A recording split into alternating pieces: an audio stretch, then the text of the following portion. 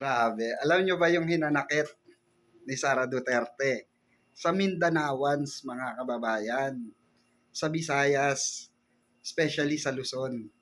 Pero dito tayo mapunta sa Mindanao, mga kababayan. Alam nyo ba kung bakit masama ang loob ni Sara Duterte?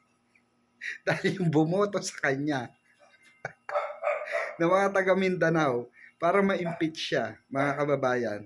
Ang dami. Even the Mindanaoans, mga kababayan, ayaw na siya. Ayaw na sa mga Duterte. Ayaw na kay Sara Lustay. Especially, nakita ng mga Mindanaoans yung ebidensya. Kasi, eto, real talk.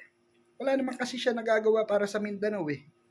'Di ba? Sinasabi nila, we love Mindanao, we love Davao City, we love all Filipinos.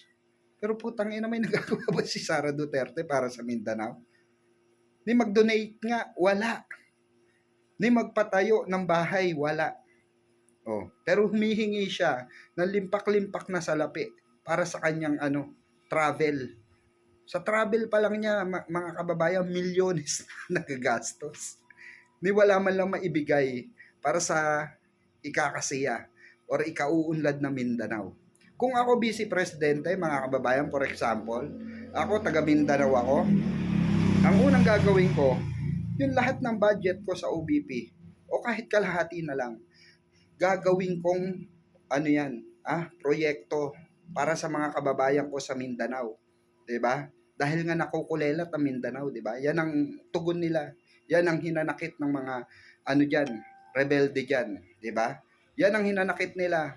Iwan na iwan sila. Puro Luzon, Visayas na lang daw ang umuunlad. Kawawa daw ang Mindanao.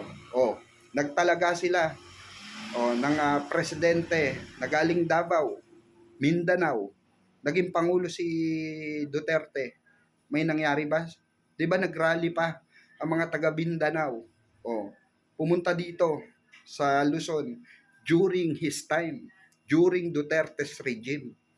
O mga magsasaka sa Mindanao, pinabayaan ni Duterte. Kaya no wonder, mga kababayan, itong si Sara Duterte ay hate na hate sa Mindanao. Tapos sasabihin ng mangilan-ngilan na DDS dyan na nandito sa Luzon na dating mga taga Mindanao, solid Duterte ang Mindanao. Para napahiya kayo. Yan ang tunay. No? Yan ang tunay. At resibo yan mismo na si Sara Duterte tinatakwil na ng mga kababayan niya.